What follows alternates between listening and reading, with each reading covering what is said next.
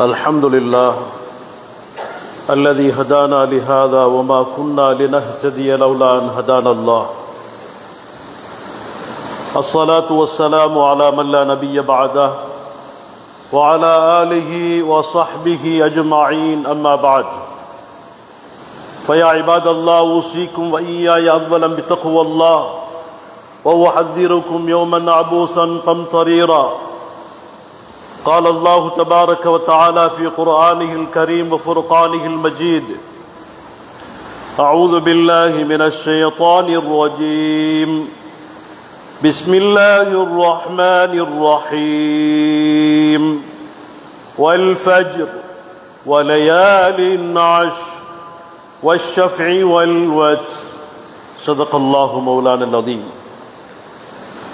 وقال النبي صلى الله عليه وسلم: صيام يوم عرفة إني أحتسب على الله أن يكفر السنة التي قبله والسنة التي بعده، أو كما قال صلى الله عليه وسلم. அளவற்ற அருளாளனும் நிகரில்லா அன்பாளனும் இணை துணையற்றவனுமாகிய அல்லாஹுவை போற்றுகிறேன், புகழ்கிறேன். அல்ஹம்துலில்லாஹ். அவன் தனித்தவன், இணை துணையற்றவன். அவன் யாரையும் பெறவும் இல்லை, எவராலும் பெறப்படவும் இல்லை.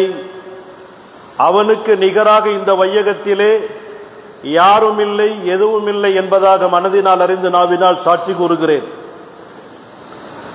ஸலவாத்தும் சலாமும் சாந்தி நபி சர்தாரே து ஆலம் முஹம்மது முஸ்தபா ஸல்லல்லாஹு அலைஹி வஸல்லம் அவர்கள் மீதும், அவர்களுடைய வாழ்க்கை அடிச்சுவடுகளை தமது வாழ்க்கையில் கடைபிடித்து இந்த உலகத்தில் வாழுகிற காலத்திலேயே சொர்க்கவாதிகள் என்று நன்மாராயம் சொல்லப்பட்ட அருமை மிகும் சஹாபாக்கள், நபியுடைய குடும்பத்தினர்கள், நபியுடைய மனைவிமார்கள், தாபிஊன்கள், தபூ தாபிஈன்கள், நல்லவர்கள், நம்பவர்கள் அனைவர்கள் மீதும் என்றென்றும் உண்டாவதாக.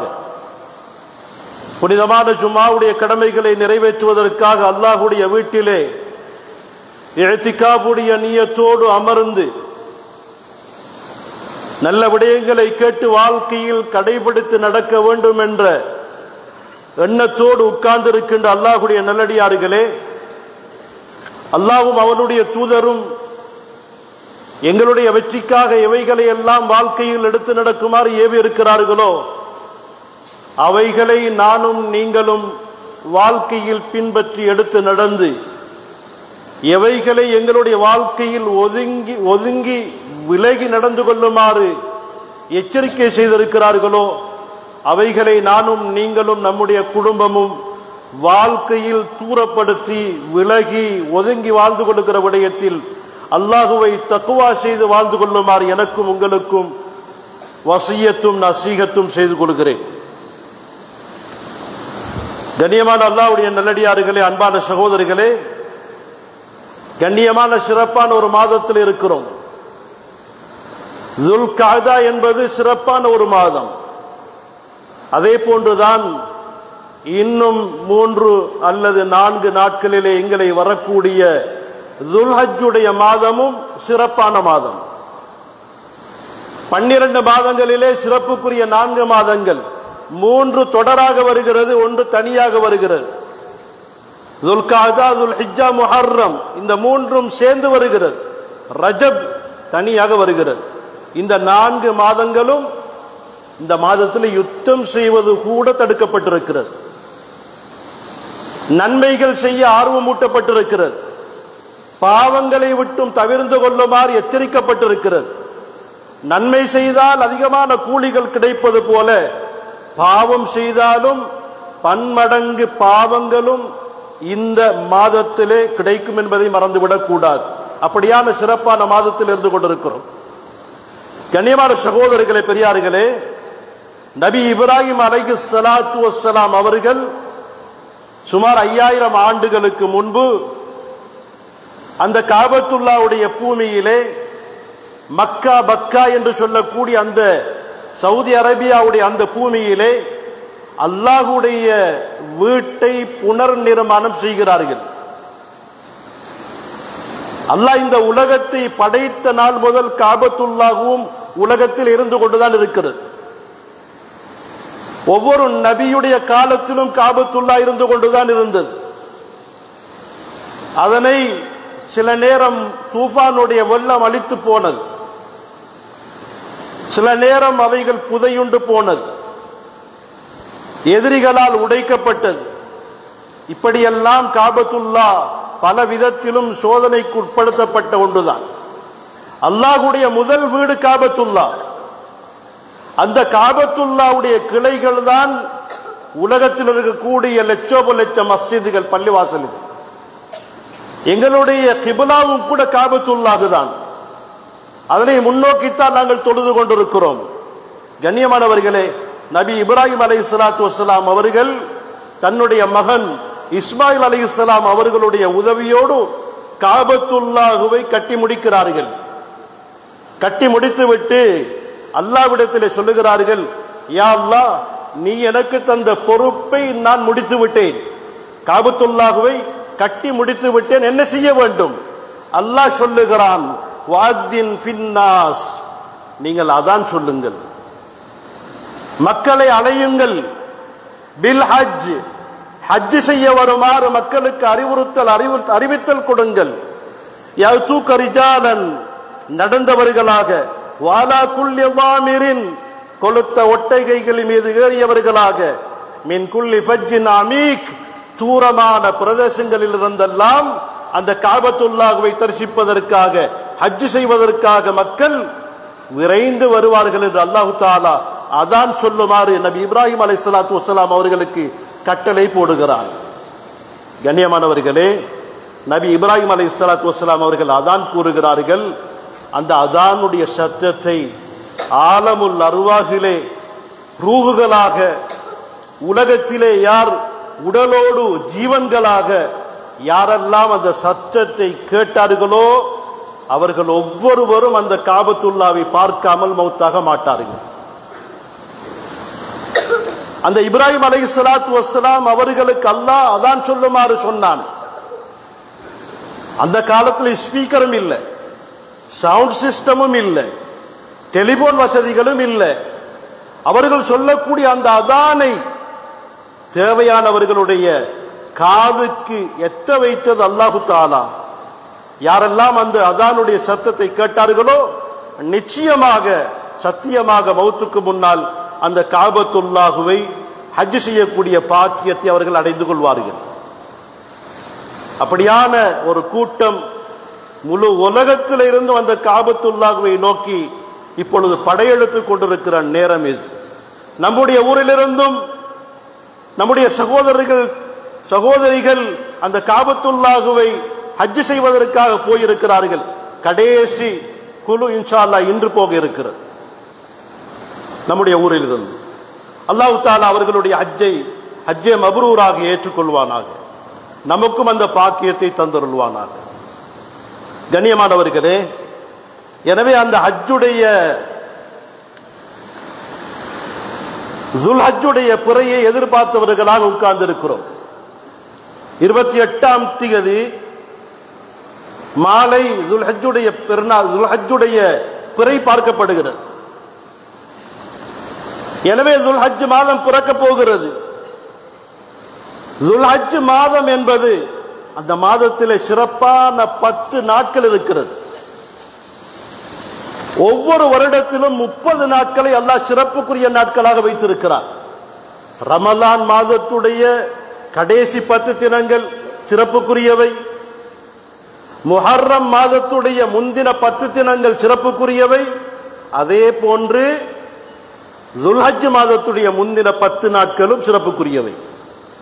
வல் ஃபஜ்ர், அல்லாஹ் தஆலா குர்ஆனில் சொல்லுகிறான், ஃபஜ்ருடைய நேரத்தின் மீது சத்தியமாக, வலயாலின் அஷ்ர், 10 இரவுகளின் மீது சத்தியமாக, வஷ்ஷஃபி, அரபாவுடைய நாளின் மீது சத்தியமாக, வல் வத்ரி, பெருநாளுடைய தினத்தின் மீது சத்தியமாக.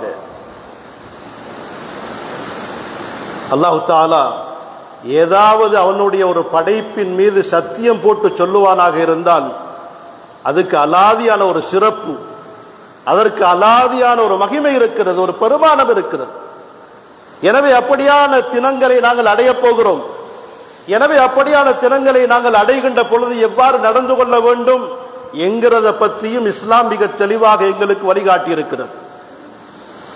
நபி அவர்கள் சொன்னார்கள் மாமின் ஐயாமின், உலகத்தில் எல்லா நாட்களிலும் அல் அமலு சாலிஹு ஃபீஹின்ன, அந்த நாட்களில் அமல் செய்வது அஹப்பு இலல்லாஹி மின் ஹாதிஹில் ஐயாமில் அஷ்ரி, இந்த துல்ஹஜ்ஜுடைய முதல் 10 தினங்களை விட அமல் செய்கின்றதை விட விருப்பத்துக்குரிய எந்த ஒரு தினங்களும் கிடையாது. ஃபாக்ஸிரு ஃபீஹின்ன பித்தஹ்லீல், எனவே அந்த 10 நாட்களில் நீங்கள் தல்பியா சொல்லுங்கள், வத்தக்பீர் தக்பீர் சொல்லுங்கள், வத்தஹ்மீத் அல்லாஹுவை புகழுங்கள் என்று நபி ஸல்லல்லாஹு அலைஹி வஸல்லம் அன்னவர்கள் எங்களுக்கு அந்த 10 தினங்களிலே செய்யப்படுகின்ற அமல்களை எங்களுக்கு சொல்லி தந்திருக்கிறார்கள். கண்ணியமானவர்களே, இந்த துல்ஹஜ்ஜுடைய முதலாவது 10 தினத்துக்குள்ளே பல சிறப்புகள் பொதிந்திருக்கிறது. அரபாவுடைய தினம் வருகிறது, யௌமு தர்வியா 8வது நாள், யௌமு அரபா 9வது நாள், யௌமுன் நஹர் 10வது நாள், ஐயாமு தஷ்ரீக் பிறை 11, 12, 13 ஐயாமு தஷ்ரீக்குடைய நாட்கள். இவ்வாறு பார்க்கின்ற பொழுது இந்த மாதத்திலே உள்ள ஒவ்வொரு நாளுக்கும் தனித்தனி சிறப்புகள் அறிவிக்கப்பட்டிருக்கிறது. எனவே வரக்கூடிய அந்த 10 தினங்களை நாங்கள் எந்த அளவுக்கு அமல்களிலே அமல் செய்வதில் கழிக்க முடியுமோ அந்த அளவுக்கு நாங்கள் எங்களை தயார்படுத்திக் கொள்ள வேண்டும். சிறப்பான அந்த 10 தினங்களில் குறிப்பாக நாம் ஐங்கால தொழுகைகளை பக்குவமாக தொழுது வர வேண்டும். சுன்னத்தான தொழுகைகளுக்கு முக்கியத்துவம் கொடுக்க வேண்டும். தஹஜ்ஜுதை மிஸ் பண்ணக்கூடாது. லுஹா தொழுகையை தொழுது வர வேண்டும். இதே போன்று குர்ஆனுடைய திலாவத்தை அதிகமாக செய்ய வேண்டும். திக்ர் அவுராதுகளிலே கால நேரங்கள் கழிய வேண்டும். கண்ணியமானவர்களே, சதகாக்கள் செய்ய வேண்டும். அதிகமாக தஸ்பீஹ் ஓத வேண்டும். சுப்ஹானல்லாஹி வல்ஹம்துலில்லாஹி வலா இலாஹ இல்லல்லாஹு வல்லாஹு அக்பர் வலா ஹவ்ல வலா குவத இல்லா பில்லாஹில் அலியில் அதீம். தஸ்பீஹ் அதிகமாக ஓதலாம். லா இலாஹ இல்லல்லாஹு வஹ்தஹு லா ஷரீக லஹ் வ அஷ்ஹது அன்ன முஹம்மதன் அப்துஹு வ ரசூலுஹு. இவ்வாறான கலிமாக்களை எங்களுக்கு ஓதலாம், தஸ்பீஹாத்தை ஓதலாம், அல்லாஹுவை புகழலாம், அல்லாஹுவை துதிக்கலாம். அதிகமாக கால நேரங்களை அமல்களிலே நாங்கள் எங்களை ஈடுபடுத்திக் கொள்ள வேண்டும். கண்ணியமான சகோதரர்களே, பெரியார்களே, எனவே இந்த 10 தினங்களிலே 9வது தினத்திலே அரஃபா என்று சொல்லக்கூடிய ஒரு நாள் இருக்கிறது. துல்ஹஜ்ஜுடைய 9வது நாள் அரஃபாவுடைய நாள். கண்ணியமானவர்களே, இந்த அரஃபாவுடைய தினம் என்பது மக்காவுக்கு ஹஜ்ஜிக்காக சென்றவர்கள் அந்த தினத்திலே துஆவிலே ஈடுபடுவார்கள். அரஃபாவுடைய மைதானத்திலே, மினாவுடைய அந்த பாலைவனத்திலே துஆவிலே ஈடுபடுவார்கள். யாரெல்லாம் ஹஜ்ஜிக்கு செல்ல முடியாமல் தங்களுடைய நாடுகளிலே ஊர்களிலே தங்கி இருக்கிறார்களோ இவர்களுக்கு கண்ணியமானவர்களே அவர்களுடைய பிறை 9வது தினத்திலே நோன்பு வைப்பதை நபி ஸல்லல்லாஹு அலைஹி வஸல்லம் அவர்கள் சுன்னத்தான அமலாக காட்டி தந்திருக்கிறார்கள். நபி அவர்கள் சொன்னார்கள், சியாமு யௌமி அரஃபா, அரஃபாவுடைய தினத்தில் நோக்கப்படும் அந்த நோன்பு, இன்னி அஹ்தஸிபு அலல்லாஹ் ஐயுகஃபிர ஸனத்தல்லதி கப்ல வஸ்ஸனத்தல்லதி பஅதா. ஒரு வருடம் முன்னாலும் ஒரு வருடம் பின்னாலும் நிகழ்ந்த பாவங்களுக்கு குற்றப்பரிகாரமாக அல்லாஹு தஆலா அந்த அரஃபாவுடைய நோன்பை மாற்றி தருகிறான், ஆக்கி தருகிறான் என்று சொன்னார்கள் ஸல்லல்லாஹு அலைஹி வஸல்லம்.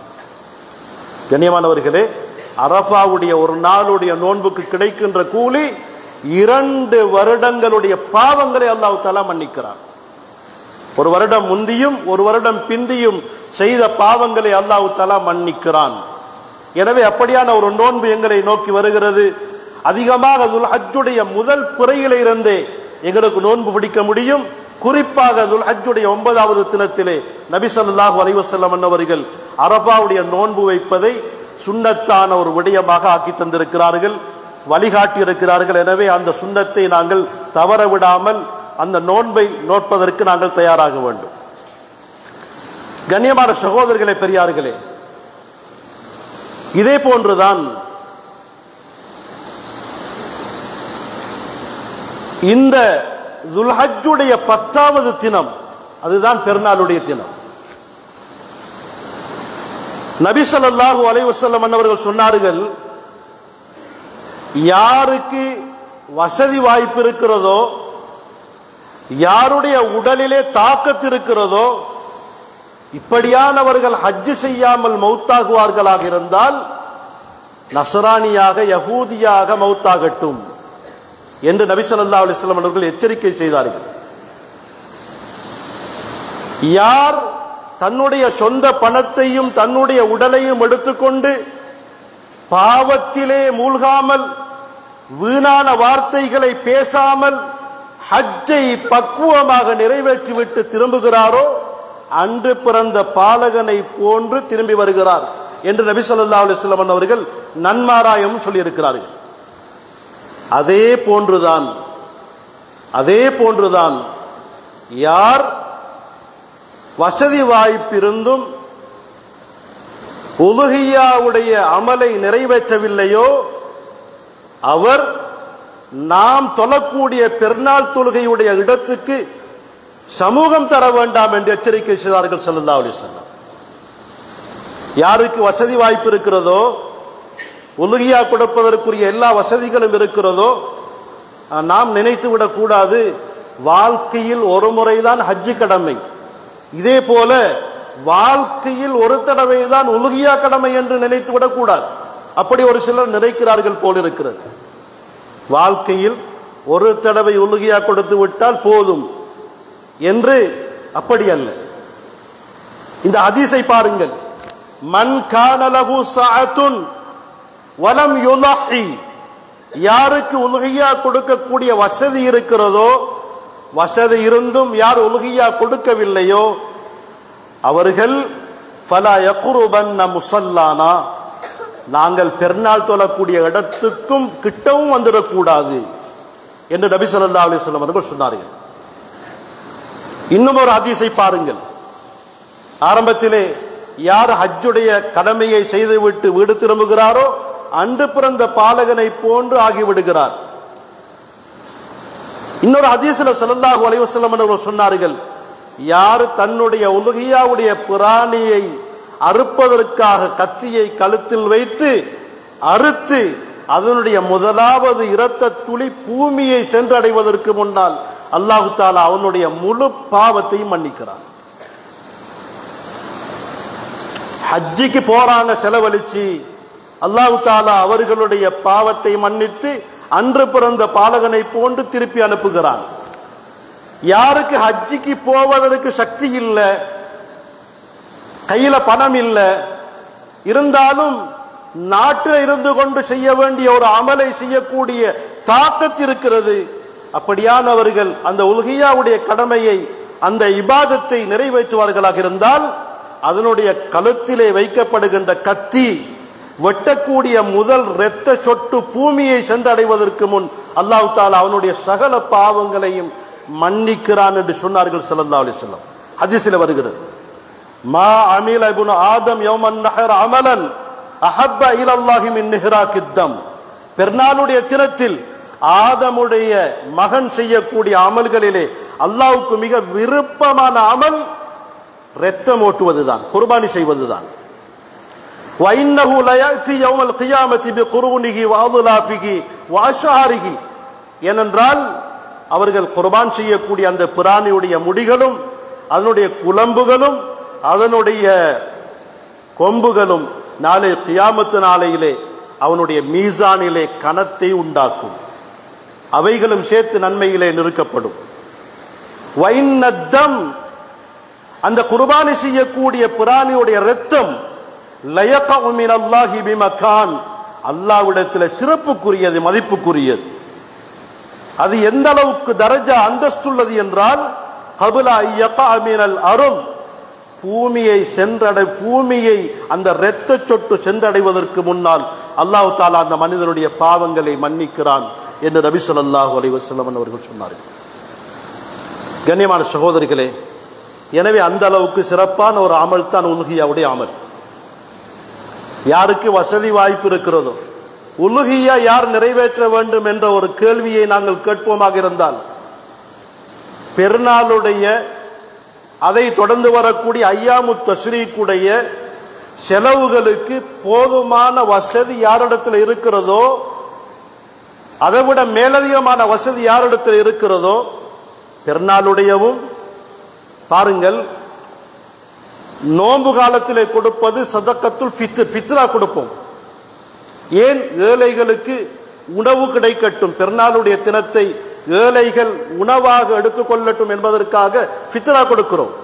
அதே போன்றுதான் ஹஜ்ஜுடைய பெருநாளிலே உலுஹியா என்று சொல்லக்கூடிய பிராணி, அந்த பிராணியுடைய மாமிசத்தை கொடுக்கிறோம்.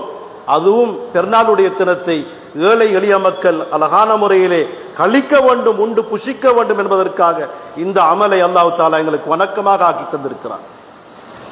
எனவே யாரிடத்தில் வசதி வாய்ப்பு இருக்கிறதோ அவர்கள் கட்டாயமாக ஒரு சுன்னத்தான முஅக்கதாவான ஒரு அமல், ஃபர்து அல்ல, வாஜிபும் அல்ல, ஆனால் நபி அவர்கள் உறுதியாக சொன்ன ஒரு சுன்னத் இது உலுஹியா. எனவே யாருக்கெல்லாம் உலுஹியா கொடுக்கக்கூடிய தாக்கத்து இருக்கிறதோ அவர்கள் கட்டாயம் உலுஹியா கொடுத்தாக வேண்டும். யாருக்கு தனியே கொடுக்க முடியுமோ அவர்கள் தனித்துத்தான் கொடுக்க வேண்டும். அப்படி இயலாது அப்படின்னு சொன்னால் 2 பேர் சேர்ந்தும் கொடுக்கலாம். இன்றைக்கு நாங்கள் சுருக்கமாக விளங்கி வச்சிருக்கிறது, வசதி உள்ளவங்க ஒரு மாட்டை கொடுப்பாங்க, 7 பேர் சேர்ந்து ஒரு மாட்டை கொடுக்கலாம், இயலாதவங்க 7 பேர் சேர்ந்து கொடுக்கலாம். அப்படித்தான் நாங்கள் சுருக்கமாக விளங்கி வச்சிருக்கிறோம். இல்லை சகோதரிகளே, 2 பேர் சேர்ந்தும் கொடுக்கலாம், 7 பேர் வரைக்கும் கொடுக்கலாம், 3 பேர் சேர்ந்தும் கொடுக்கலாம், 7 பேரே சேரணும் என்ற அவசியம் இல்லை. கண்ணியமானவர்களே, ஆனால் யாருக்கு தனியே கொடுக்கக்கூடிய சக்தி இருந்தும் 7 பேர்ல ஒருத்தராக அவர் சேர்ந்து கொள்வாரோ அவர் உண்மையிலேயே அந்த வேலை செய்யக்கூடாது. அவருக்கு அந்த மாதிரி சேர இயலாது, அவர் தனியத்தான் கொடுக்கணும். முடியுமாக இருந்தால் ஒரு ஆட்டை வாங்கி கொடுக்கலாம், அது சிறப்பானது. இல்ல 7 பேர் சேர்ந்து ஒரு மாட்டை கொடுக்கலாம், குறைவானவர்கள் சேர்ந்தும் கொடுக்கலாம். கண்ணியமானவர்களே, எனவே உலுஹியாவுடைய விடயத்திலே நாங்கள் எந்த அளவுக்கு முடியுமோ, இன்னும் காலம் இருக்கிறது, காலம் கடந்து போகவில்லை, நாட்கள் இருக்கிறது. அப்படி உலுஹியா கொடுக்க நியத்து வைத்தவர்களும் இப்பொழுது நியத்து வருகின்றவர்களும் அந்த உலுஹியாவுடைய அமலை நிறைவேற்றுவதற்கு நாங்கள் தயாராக வேண்டும். இதே நேரம் அந்த உலுஹியாவுடைய பிராணிகளை வியாபாரம் செய்கின்ற வியாபாரிகளிடத்தில் அன்பாக கேட்டுக்கொள்ளக்கூடிய விடயம் என்னவென்றால், இது ஒரு இபாதத், இது ஒரு இபாதத், வணக்கம்.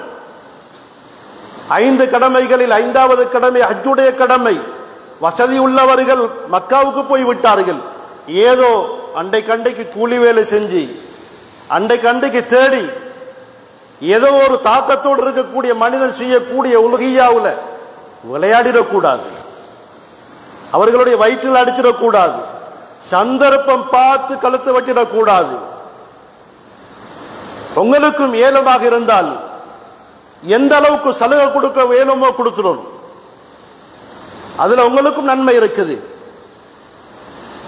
ஆனா இன்றைக்கு நடக்கிற விஷயம் என்ன? இன்றைக்கு நடக்கக்கூடிய விஷயம், உலுஹியா என்று வந்தால் லட்சங்கள் சம்பாதிக்கிற ஒரு வியாபாரமாக இந்த உலுஹியாவுடைய வணக்கம் மாறிவிட்டது. கண்ணியமானவர்களே, எனவே வியாபாரிகளும் தான், இடையில உள்ள புரோக்கர்மார்களும் தான் இந்த விடயத்தில் அல்லாஹ்வை பயந்து கொள்ள வேண்டும், செய்யத்தான் வேண்டும். அல்லாஹ் தஆலா ஒரு லாபத்தை உங்களுக்கு தர வேண்டும், பரக்கத் செய்ய வேண்டும். இருந்தாலும் ஒரு வணக்கம் என்ற அடிப்படையிலே அவைகளுக்கு எந்த அளவுக்கு சலுகை, எந்த அளவுக்கு குறைத்து கொடுக்க முடியுமோ அந்த அளவுக்கு குறைத்து கொடுத்து அந்த வணக்கத்திலே நீங்களும் நன்மையாளிகளாக, கூட்டாளிகளாக ஆகிக்கொள்ள வேண்டும், நன்மையில் பங்குதாரியாக ஆகிக்கொள்ள வேண்டும். கண்ணியமானவர்களே, சிலர் என்ன செய்வார்கள்? சிலர் நம்பிக்கையின் பெயரால் எனக்கு ஒரு மாடு வேணும் என்று ஆர்டர் பண்ணிடுவாங்க. எப்ப மாடு வரும்? பெருநாள் அன்று காலையில் வந்து பார்த்தா 1 வருஷம் பூர்த்தி, 2 வருஷம் பூர்த்தி இல்லை, 2 வருஷம் பூர்த்தி இல்லை. வியாபாரி கொண்டு வந்து கட்டி இருக்கிறாரு. பள்ளியில ஆட்கள் சொல்றாங்க அறுக்கேலாது என்று சொல்லி. இப்ப இவர் சரியான பிரச்சனை, யாரோட? நிர்வாகத்தோட. அறுக்கேலாதான் பாருங்க. இல்ல சகோதரிகளே, மாடாக இருந்தால் 2 வருடம் பூர்த்தி அடைந்திருக்க வேண்டும். ஆடாக இருந்தால், செம்பரி ஆடாக இருந்தால் 6 மாதங்கள் பூர்த்தி அடைந்திருக்க வேண்டும். வெள்ளையாடு நம்முடைய நாட்டிலே, நம்முடைய ஊர்களில் உள்ள ஆடுகள், அது போன்ற ஆடுகளாக இருந்தால் 1 வருடம் பூர்த்தி அடைந்திருக்க வேண்டும். இல்லாத ஆட்டையோ மாட்டையோ கொண்டு வந்து அறுத்தால் அது உலுகியாவாக நிறைவேற மாட்டாது. அதை நன்றாக புரிந்து கொள்ள வேண்டும். மாடாக இருந்தால் 2 வருடம் பூர்த்தியாக வேண்டும், ஆடாக இருந்தால் 1 வருடம் பூர்த்தியாக வேண்டும். இதுக்கு குறைந்த வயதுள்ள ஆட்டையோ மாட்டையோ கொண்டு வந்து நாங்க அறுப்போமாக இருந்தால் அது உலுகியாவாக நிறைவேற மாட்டாது. அதனுடைய சருத்து பிழை, அது பிழை. இதை நாங்க புரிந்து கொள்ள வேண்டும்.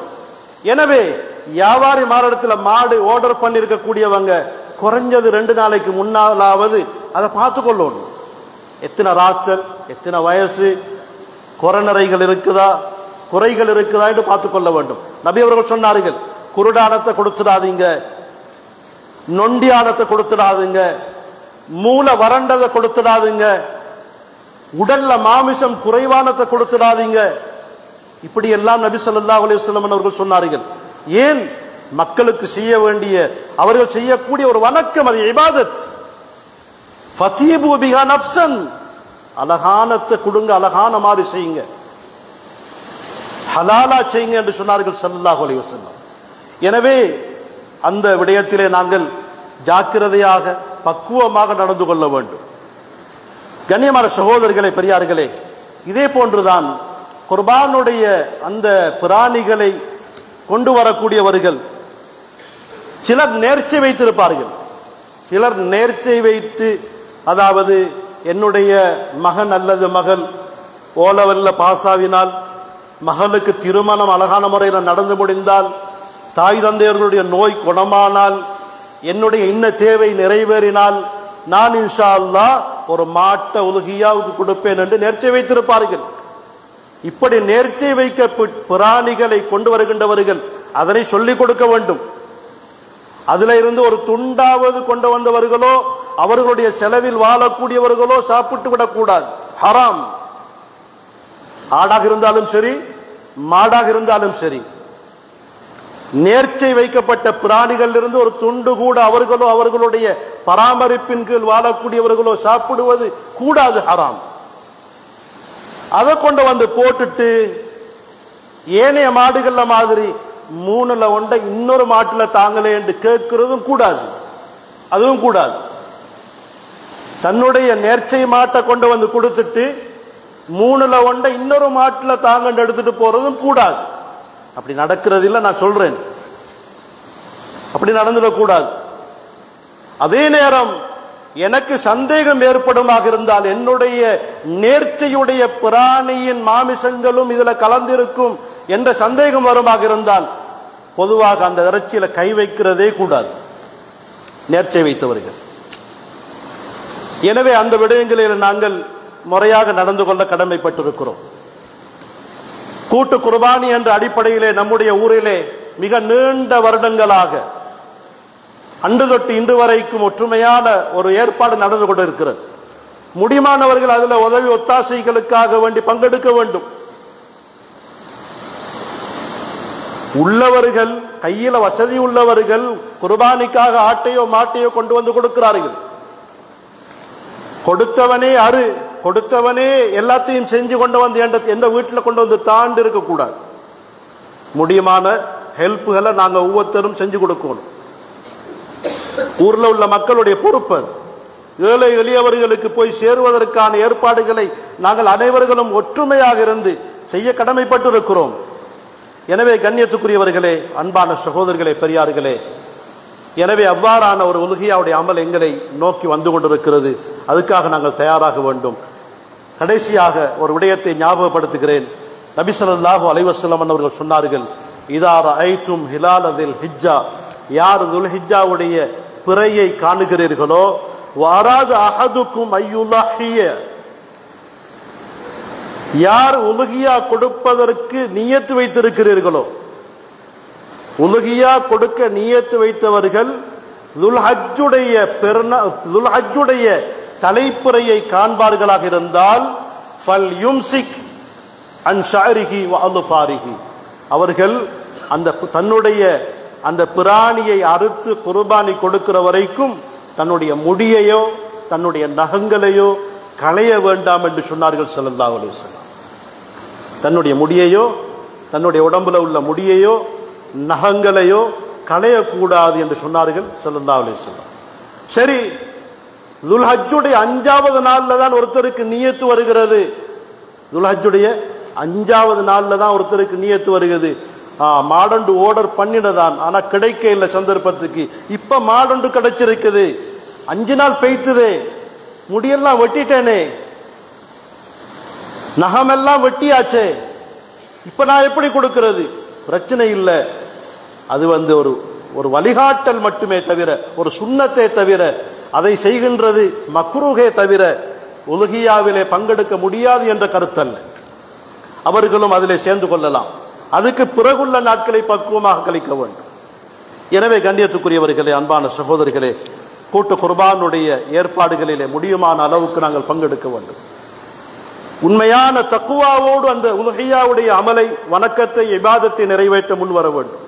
அல்லாஹ் தஆலா குர்ஆன்ல சொல்லுகிறான், லய்யனால் அல்லாஹ் லுஹூமுஹா வலா திமாஉஹா, நீங்கள் அறுத்து குர்பானி செய்யக்கூடிய பிராணியுடைய இரத்தங்களோ அதனுடைய மாமிசங்களோ அல்லாஹ்வை சென்று அடைவது கிடையாது. வலாக்கின் யனாலுஹு தக்வா மின்கும், அல்லாஹ் தஆலா தக்வாவை தான் எதிர்பார்க்கிறார். அல்லாஹ் தஆலா உங்களுடைய உள்ளத்துல தக்வா இருக்கிறதா என்பதைத்தான் அல்லாஹ் பார்க்கிறார். எனவே தக்வாவோடு அந்த அமலை நாங்கள் நிறைவேற்றுகின்ற பொழுது அல்லாஹ் தஆலா அன்று பிறந்த பாலகனை போன்று எங்களை ஆக்குவான் என்பதை மனதிலே கொண்டு இந்த சிறப்பான இந்த துல்ஹஜ்ஜுடைய முதலாவது 10 தினங்களையும் கண்ணியப்படுத்தி சிறப்பான நல்ல அமல்களை அபரிமிதமாக செய்து அல்லாஹ்வுடைய விருப்பத்தையும் சந்தோஷத்தையும் பெற்று அதை தொடர்ந்து வரக்கூடிய உலுஹியாவுடைய அந்த அமலிலும் முடியுமாக இருந்தால் நானும் ஒரு பங்காளியாக அல்லது நானும் ஒரு உதவியாளனாக சரி சேர்ந்து அந்த அமலை அழகான முறையில் நிறைவேற்றுவதற்கு எல்லாம் வல்ல அல்லாஹ் நம் அனைவருக்கும் கிருபை செய்வானாக. யா அல்லாஹ் எங்களுடைய பாவங்களை மன்னித்தருள்வாயாக. புனிதமான இந்த ஹஜ்ஜுடைய பாக்கியத்தை, அந்த மக்காவுடைய ஹஜ்ஜுடைய பாக்கியத்தை எங்கள் அனைவர்களுக்கும் நசீபாக்குவாயா. யாரெல்லாம் ஹஜ்ஜுக்காக சென்றிருக்கிறார்களோ செல்ல இருக்கிறார்களோ அவர்களுடைய ஹஜ்ஜை மப்ரூராக கபூல் செய்து கொள்வாயா. அவர்களுடைய பாவங்களை மன்னித்தருள்வாயா. யா அல்லாஹ் எங்களையும் அந்த ஹஜ்ஜை, அந்த காபத்துல்லாஹுவை ஹஜ் செய்யக்கூடிய பாக்கியத்தையும் எங்களுக்கு நீ தந்தருள்வாயா. யா அல்லாஹ் எங்களுடைய எல்லா நிலைமைகளையும் சீராக்கி தந்தருள்வாயா. எங்களுடைய துஆக்களை ஏற்றுக்கொள்வாயாக. ஆமீன். வ ஆகிரு தஅவானா அல்ஹம்துலில்லாஹி ரப்பில் ஆலமீன். அல்ஹம்துலில்லாஹ்.